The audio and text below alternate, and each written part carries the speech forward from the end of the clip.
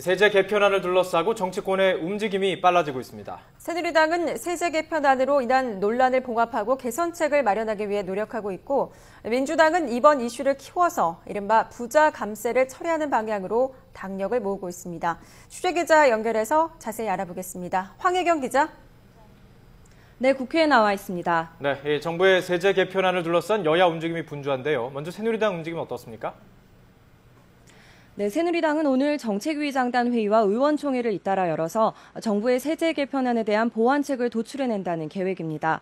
어제 박근혜 대통령이 원점에서 재검토하라고 발언한 이후 여당으로서 매우 발빠른 행보를 보이고 있는데요.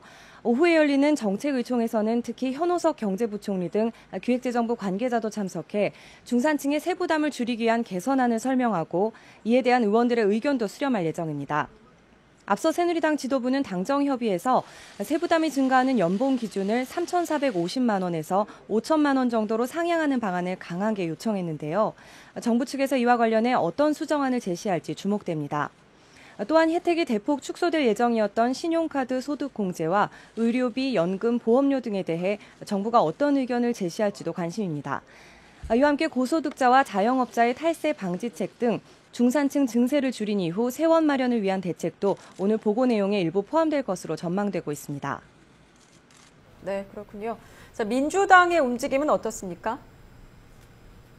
네, 민주당은 정부 여당의 세제 개편안은 여전히 중산층과 서민보다는 대기업과 재벌들에게 혜택을 주고 있다고 강조하면서 이슈를 키워나가려는 움직임을 보이고 있습니다. 이번 기회에 과거 이명박 정부에서 추진했던 부자 감세를 철회해야 한다는 주장에 목소리를 높이고 있는데요. 우선 과세표준 200억 원 초과분에 대해서만 최고세율을 적용하고 있는 현행 대기업 법인세 제도를 다시 손봐야 한다는 입장입니다. 또한 소득세 최고세율 38%가 적용되는 과세표준 구간에 대해 하향 조정하는 방안도 요구하고 있는데요. 현행 세법상으로는 8,800만 원을 버는 사람이나 2억 9,900만 원을 버는 사람이나 세금을 내는 비율이 똑같다면서 1억 5천만 원의 중간 구간을 신설하자는 겁니다. 민주당 정책위는 오늘 오후 시청 앞 천막당사에서 세제 개편안 토론회를 열고 이 같은 내용을 골자로 각계각층의 의견을 수렴할 예정입니다.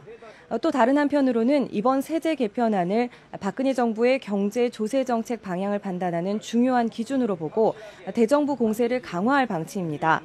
특히 세금 논란을 불러일으킨 책임을 물어 현호석 경제부총리와 조원동 청와대 경제수석에 대한 경질론을 부각시키는 데 주력할 것으로 보입니다. 지금까지 국회에서 YTN 황혜경입니다.